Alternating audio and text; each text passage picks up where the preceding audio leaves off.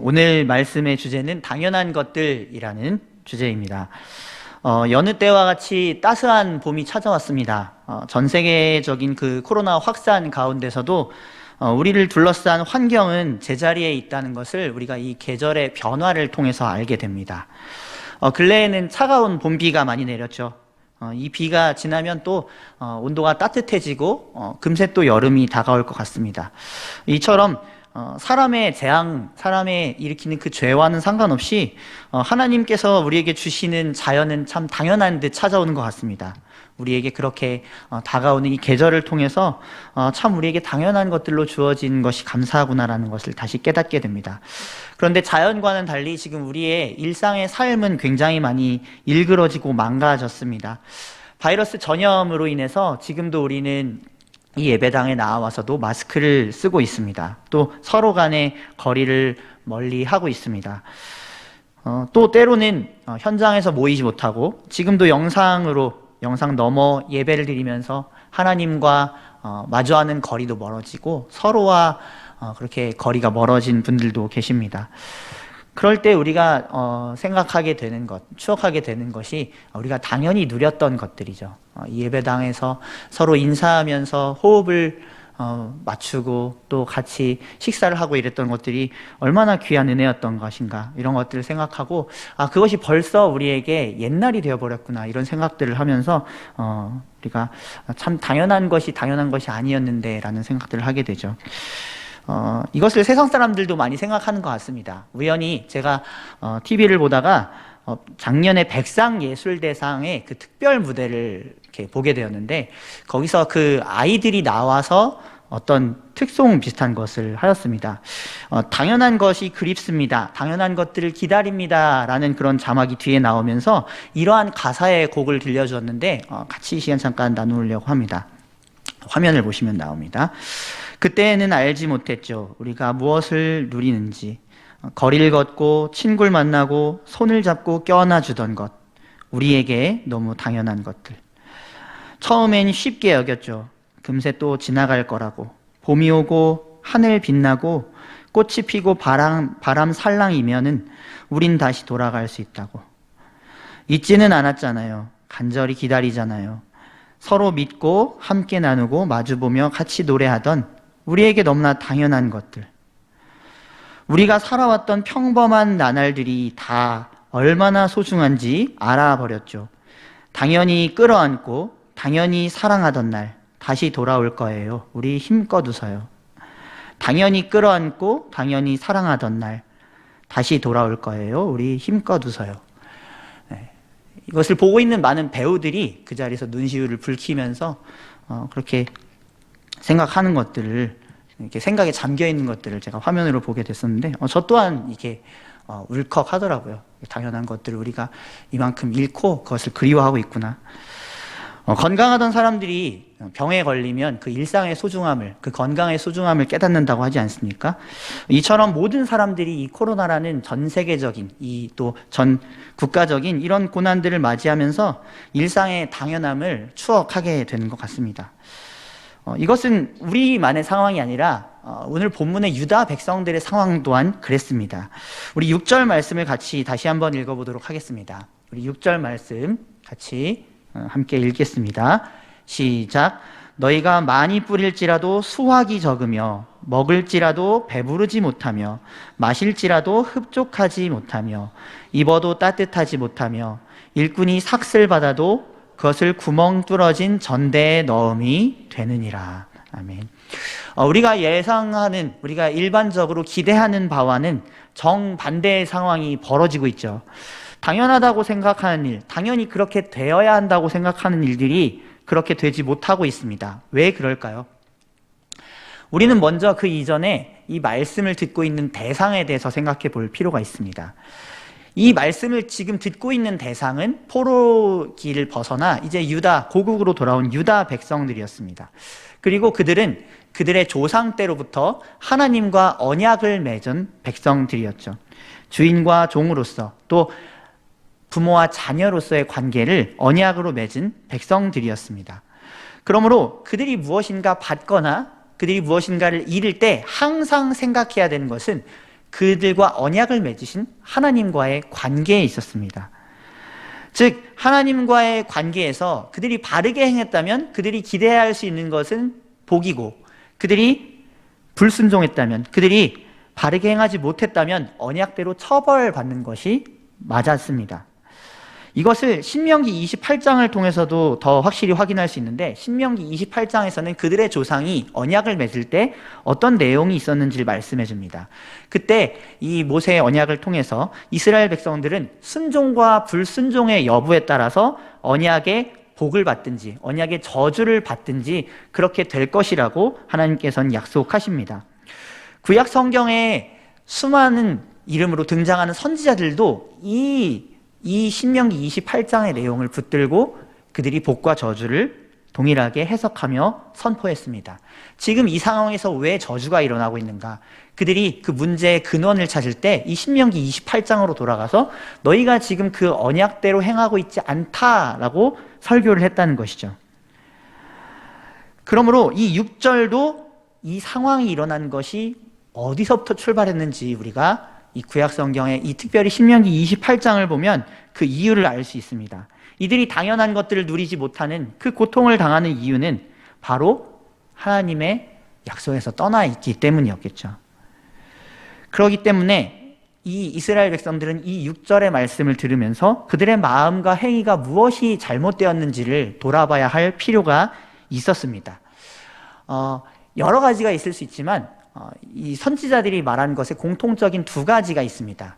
하나는 하나님과의 관계에서의 문제, 그리고 두 번째는 이웃과의 관계에서의 문제였습니다.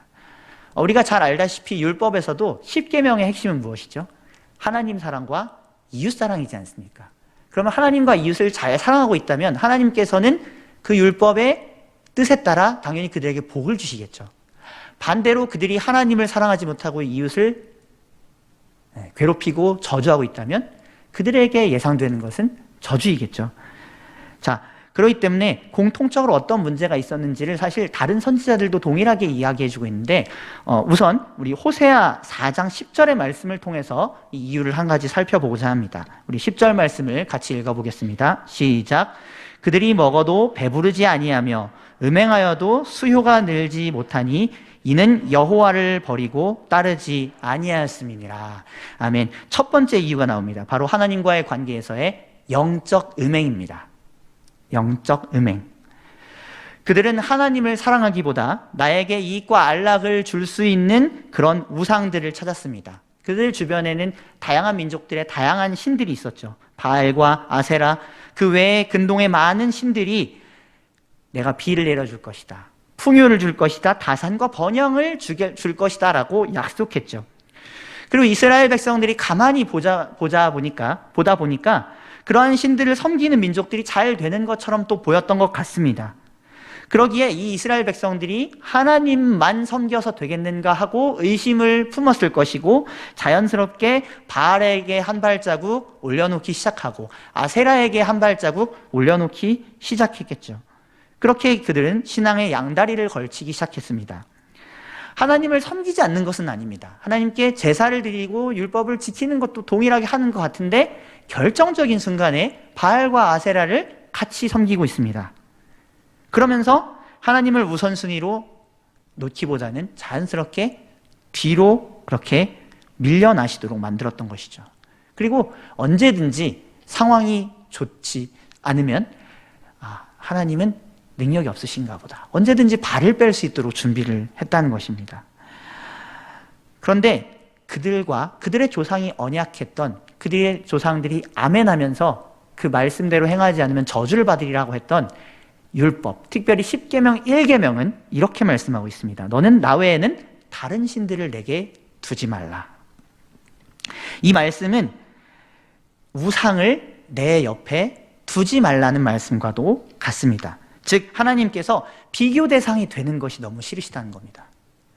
우상이라는 그 쓰레기 같은 대상을 왜 나와 이름을 같이 거론조차 하느냐. 나는 그런 대상이 아니다.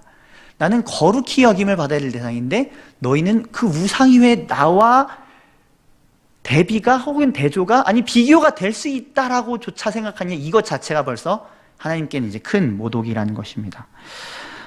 이것을 조금 더 실감나게 생각해 보면 좋겠는데, 자, 연애를 하던 중에 사랑하는 연인에게 이렇게 이런저런 얘기를 하다가 이런 이제 큰 실수를 할 때가 있습니다. 다른 이성의 장점을 얘기할 때가 있어요. 다른 이성이 이러면 호감이 있고 이런 매력이 있더라 이렇게 얘기를 할 때가 있습니다. 자, 자연스러운 반응은 어떤 것일까요? 죄송합니다. 다 연애를 해보신 지 오래되셔서 그 감각이 다 잊어지셨을 수도 있는데, 자, 사랑하는 연인이 나만 바라봐줬으면 좋겠는데 다른 이성의 장점을 계속 칭찬해요. 그럼 어떤 생각이 들겠습니까? 지금 이상하다. 그렇죠? 그럼 일단 안색이 굳어지는 게 정상 아니겠습니까? 그렇죠? 안색이 굳어집니다. 그리고 이제 여기서 질투하기 시작하죠. 당연한 것 아니겠습니까? 내가 제일 당신에게 좋은 사람이어야 되는데 저 사람이 나보다 더 좋은 것을 갖고 있네? 말을 안 하면 몰라요. 그런데 대놓고 말을 해요. 이거는 지금 나 질투하라고 얘기를 하는 것과 다름없잖아요. 내 성질을 건드리는 것과 다름없지 않습니까? 자, 이런 감정이 하나님께서 우상과 하나님 사이를 갈등하며 그렇게 있는 백성들에게 품으시는 그 감정이라는 거죠. 하나님의 감정이 이와 같다고 말할 수 있습니다. 그래서 성경에서는 수도 없이 말씀하고 있습니다. 하나님 질투하신 하나님이시다. 그렇죠? 한 사람만을 사랑하겠다고 약속한 그 연애에 이런 죄가 끼어들면 당연히 그 연인 사이는 분노하거나 이 죄를 해결할 때까지 서로 멀어지기 마련입니다. 침묵을 하든지요, 삐지든지, 그렇게 아니면 어떨 때는 헤어지기까지 하는 정도로 그렇게 이 죄에 대해서 정당하게 해결을 해야 합니다. 마찬가지로 하나님께서도 영적 음행에 대해서 해결을 하셔야 합니다. 그 감정을 덮고 넘어가셔야 된다고 우리가 함부로 말할 수 있는 부분이 아니라는 것입니다. 이것이 계속 이어지면 어떻게 되겠습니까? 사랑하는 백성에게 하나님께서는 은혜롭게 베푸시던 선물을 거두어 버리십니다. 그 따스한 미소를 그 사랑이 가득한 손길, 이 모든 것을 다 잠시 거두세요. 이 문제가 해결되기 전까지 말입니다. 물론 그런다고 해도 하나님이 완전히 떠나셔서 이제 모든 것을 다 암흑으로 만들어 버리시고 그런 것은 아닐 수 있습니다. 그러나 용서와 회개가 있을 때까지 정당하게 이 죄가 해결되기 전까지는 하나님께서 일시적으로 그들에게 좋게 대하시지 못하게 된다는 것입니다. 얼굴을 돌려서 감추어 버리신다는 것입니다. 성경에서 말하고 있는 하나님께서 얼굴을 돌려버리셨다, 하나님께서 임재를 떠나셨다라고 하는 표현은 바로 이러한 표현과 같습니다. 자, 그렇게 하나님께서 은혜를 거두기 시작하시니, 따스한 미소를 거두기 시작하시니 어떻게 됩니까?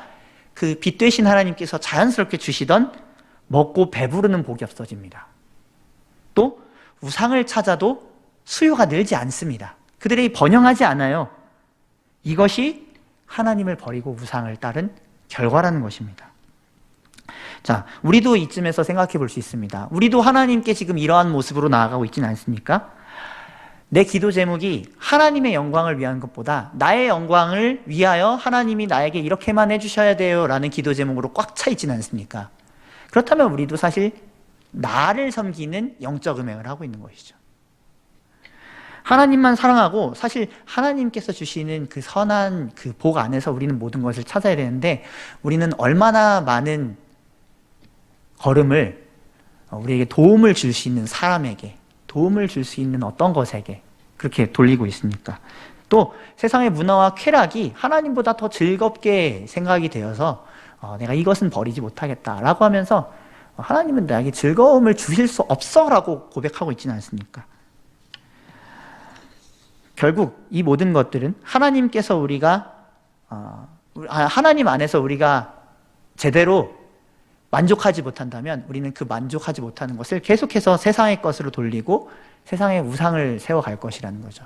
그리고 그 결과는 어떻게 됩니까? 하나님께서 진노하시죠. 언약 관계이기 때문입니다. 하나님이 애초부터 우리와 상관이 없으신 분이었다면 상관없습니다. 그러나 언약 백성들은 하나님 안에서 즐거움을 찾아야 되고 하나님도 그 안에서 해결을 보기 원하십니다. 그러니까 자신 안으로 다시 오길 원하시죠.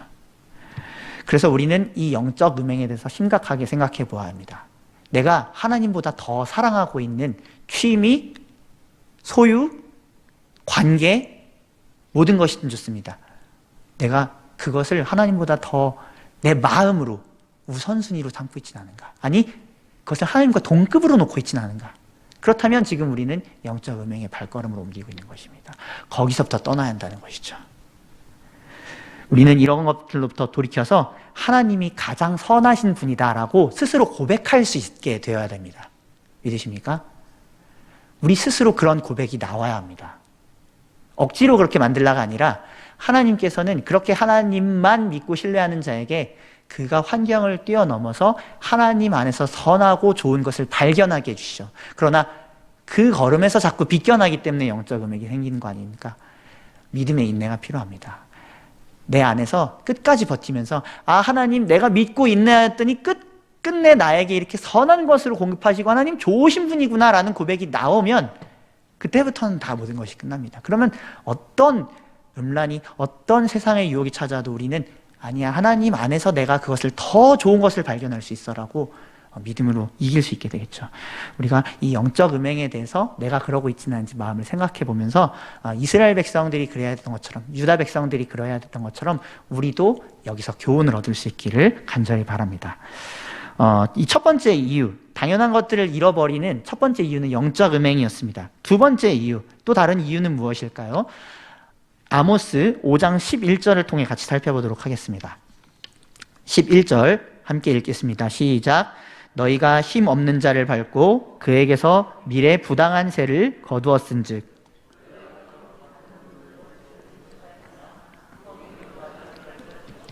아름다운 포도원을 가꾸었으나 포도주를 마시지 못하리라. 아멘. 자, 두 번째 이유는 사회적인 부정입니다. 첫 번째가 영적인 음행, 하나님과의 관계에서 영적인 음행이었다면 두 번째 이유는 이웃과의 관계에서 사회적인 부정입니다. 자, 하나님을 존귀한 분으로 여기지 않게 되면 점점 그분의 말씀인 율법도 당연히 잊어버리게 됩니다. 지도자들로부터 먼저 율법을 상실하게 되면요, 그 죄악을 통제하는 이 고삐가 사라지게 되죠. 사실 사람은 모두 죄인이기 때문에 적은 자리에서는 적게 죄를 짓고 큰 자리에서는 큰 죄를 짓겠죠. 그러니까 지도자들이 만약에 이런 율법이 통제가 되지 않는다면 어떻게 될까요? 망아지처럼, 고삐 풀린 망아지처럼 마음껏 부정을 저지르겠죠. 우리가 그런 것들을 너무나도 많이 보게 되지 않습니까? 이것은 평범한 일상을 정직하게 살아가려고 하는 백성들에게도 큰 피해를 끼칩니다. 결국은 그들까지도 타락하게 만든다는 것이죠. 아니, 지도자들로부터 시작해서 내 친구들까지 죄다 하나님을 떠나서 범죄하고 자기들의 이익을 위해서만 행동하는데 내가 착하게 사는 것이 무슨 이유가 있느냐, 무슨 이익이 있느냐라고 만들어 버린다는 것이죠. 그렇기 때문에 선지서의 대부분의 책망은 이들이 율법을 지키지 않고 있다는 것, 그리고 그들이 그렇게 해서 어떤 타락상이 지금 사회 가운데 벌어지고 있는지를 고발하는 것이었습니다. 이 우리가 지금 살펴본 아모스의 말씀도 마찬가지입니다. 힘없는 자를 착취하고 있죠. 그리고 고리 대금업을 하고 있습니다. 부동산을 비축하고 건물을 세워서 건물주가 되고 아름다운 정원도 가꾸고 집도 으리으리하게 꾸미면서 재산 증식도 화려하게 합니다. 그런데 하나님께서는 이에 대해서 어떻게 한다고 하시죠? 이 6절의 말씀 살펴보시면 그 집을 빼앗을 것이고 그 지은 포도원의 포도주를 못 마시게 하시겠다고 약속하십니다. 이것은 우리가 아까 살펴봤던 6절의 상황과도 같지 않습니까? 즉 하나님의 율법대로 살지 않고 이웃을 사랑하지 않으면서 이웃들에게 대접받기 원하고 자기 이익을 위해서 남들을 압제하고 탈취하기 원하는 그런 사람들은 결국 하나님께서 그들의 것을 빼앗아 가신다는 것입니다. 자, 이사야 23장 18절의 말씀을 우리 같이 읽어보도록 하겠습니다. 함께 읽겠습니다. 시작. 그 무역한 것과 이익을 거룩히 여호와께 돌리고 간직하거나 쌓아두지 아니하리니 그 무역한 것이 여호와 앞에 사는 자가 배불리 먹을 양식, 잘 입을 옷감이 되리라. 아멘. 자, 이 말씀은 두로에 대한 말씀이긴 합니다. 이 두로는 하나님을 떠나 교만한 민족으로 대표되는 민족이었죠. 이들은 장사로 자신들을 배불리 먹여 살리던 민족이었습니다. 그런데 그들이 장사하던 것들을 하나님께 쌓지 않을 때 이들의 재산이 다 어떻게 된다고 말씀하고 있죠? 하나님의 자녀들 것이 된다고 그렇게 이야기하고 있습니다. 그러니까 사회적 부정을 일삼고 영적 부정을 일삼고 사회적 부정을 일삼는 그런 자들의 것을 하나님께서는 누구에게 주신다는 겁니까? 하나님의 사명에 충실한 자, 하나님의 자녀된 정체성을 지키는 자들에게 그것을 빼앗아 주신다는 겁니다. 그것은 믿음에 속한 자들도 마찬가지입니다.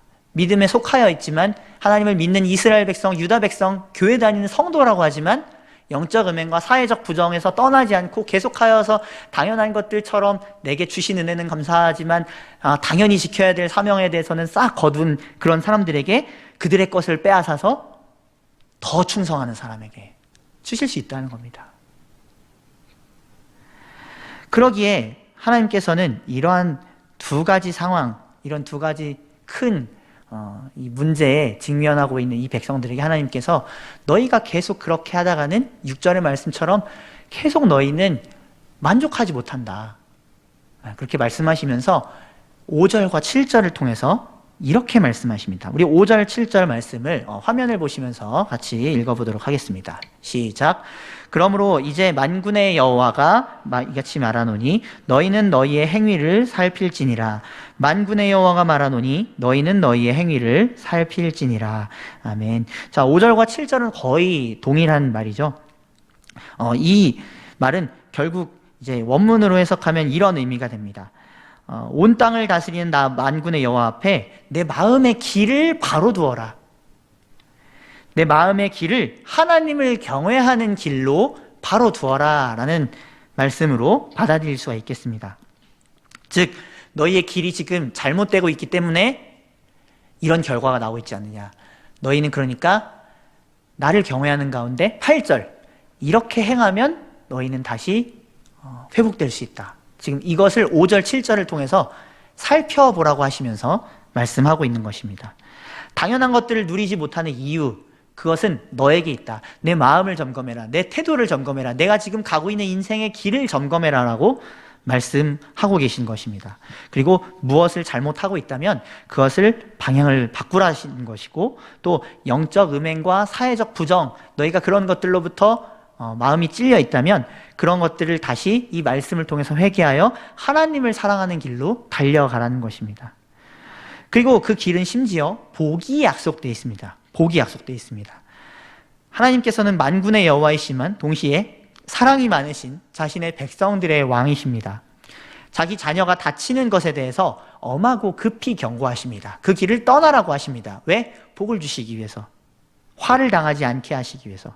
그리고 더불어서 자녀가 자신을 잘 알고 사랑할 수 있도록, 그래서 복을 받고 은혜를 누릴 수 있도록 방법과 수단도 알려주시죠. 자, 이렇게 착하고 좋으신 하나님 아버지께서는 8절을 통해 어떻게 복을 약속하시면서 명령하십니까? 우리 8절 말씀 같이 읽어보도록 하겠습니다. 시작.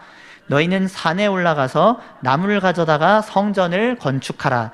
그리하면 내가 그것으로 말미암아 기뻐하고 또 영광을 얻으리라.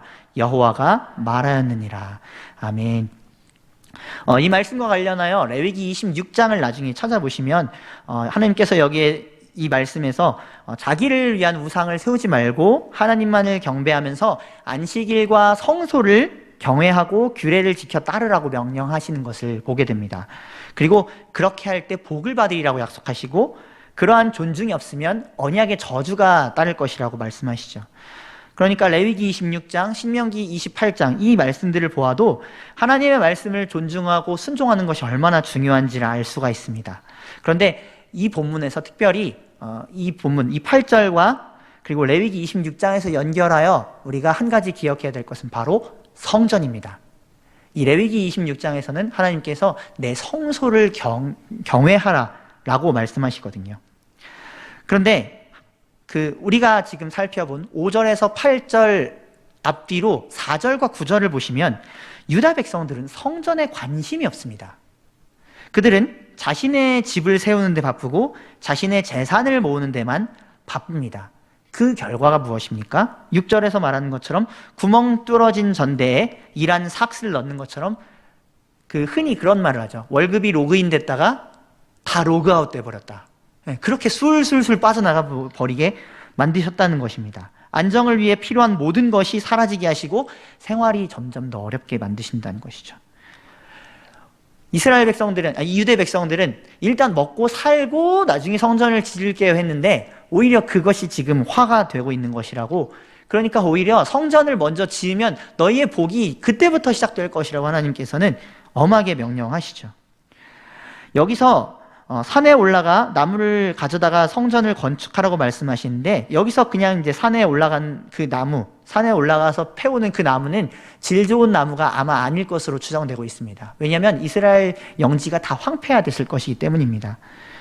그러니까 하나님께서 이것을 통해서 말씀하신 건 뭐냐면, 야, 성전을 삐까뻔쩍하게 너희가 준비 다 되면 가장 좋은 것으로 지으려고 시작 안 해도 된다.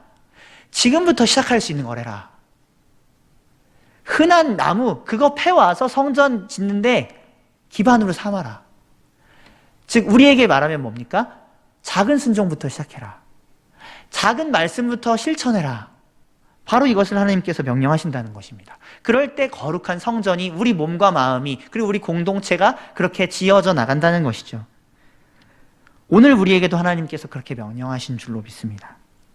그리고 그렇게 할 때 어떤 복이 있는지를 얘기하시면서 하나님께서는 힘과 동기를 불어넣어 주시길 원하시죠.